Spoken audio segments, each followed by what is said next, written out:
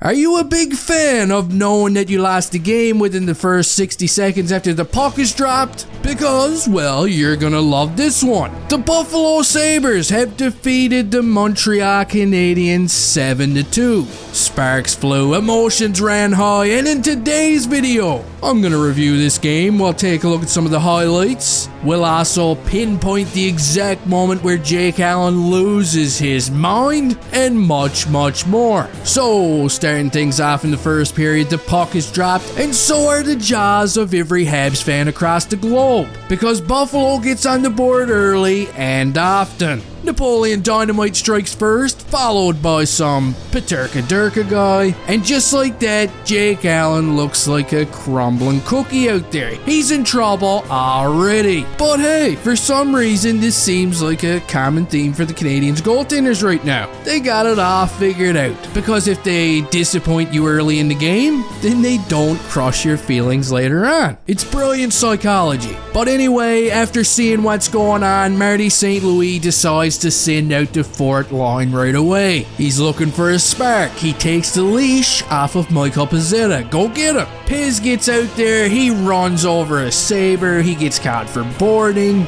Veteran Chris Weidman, though, he sees what's going on. He knows the Habs are up shit creek right now without a paddle. So what does he do? He gets in a bit of a pillow fight with Tyson Jost. Jeez, I've seen more violent fights in grade 1. But after this little scrum, the Sabres would go on the power play, and guess what happens? Oh yes, Alex Tuch tucks away a goal, and the Sabres are up by 3 just over 2 minutes into the game. Habs fans begin looking to the sky for answers here. Maybe just a few more minutes of this, and Connor Bedard is just gonna come flying in from the rooftop Sting style to save the day. But nope, that doesn't happen. Now about 45 seconds after the Sabres power play, Cole Caulfield gets a pass from Caden Gooley right in the wheelhouse. He blasts a shot that finds its way past Craig Anderson, and here is an interesting little tidbit about Cole Caulfield right now. This one's from Sportsnet Stats. Caulfield now leads the entire NHL with 26 goals at home since February 10th.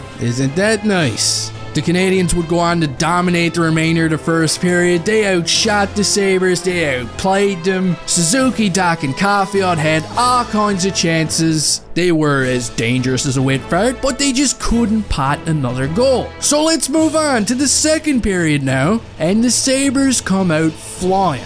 Okay, the Anderson, Monahan, and Dadonov line got stuck out there for what felt like eternity for a couple of shifts early on in the second period. They got worked. But finally, it's Caden Gooley over here who decides to take matters into his own hands. You see, he knows what's happening out there, and he absolutely crushes Dylan Cousins. Then he drops the mitts. He's ready to go with just about anyone at this point. We also got a side shot over here, which is kind of funny. Joel Edmondson's got a good hold on Napoleon, completely diffusing Darlene and his black belt and karate that he surely has. Shortly after this scrum, though, the Sabres would strike again. This time, it's Jeff Skinner. This makes it 4-1 for the Sabres, and Sean Monahan, aka Trade Meat, Kent Hughes must have been licking his chops at this one. Monahan gets a nice pass from Big Dadonov, takes a shot, gets past the Sabres defenders, and buries his own rebound. Just like that, 4-2 game. And it would remain this way for the remainder of the second period. The Sabres outshot them, but overall, it wasn't too bad, right? The Habs were still in the conversation at this point. They just needed 2 or 3 more goals. Sure, they could come back again, right?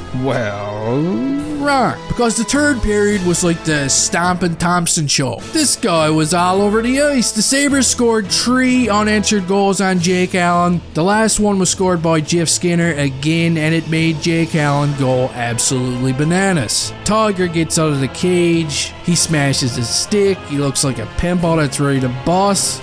Not happy at all. Skinner has some choice words for the Canadiens team on his way to the bench, because he's got like 5 points right now and he's feeling pretty good about himself. Brendan Gallagher kind of reminds him that a couple of seasons ago he barely had 5 points all year. Then the Sabres coach would make a smart decision and sit Skinner on the bench for the rest of the period. And that pretty much does it for this game that, well, we all kind of want to forget.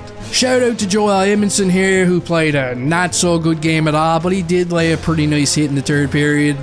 You know what? I missed Darby. I did. I missed him, and other than that, I don't even know what to say besides hopefully Jake Allen has short-term memory loss because he's probably going to want to forget this one. Let me know your thoughts on this game down in the dirty rotten comment section. Don't forget to curse the like button on the way out of here, and hey, I'll see you next time.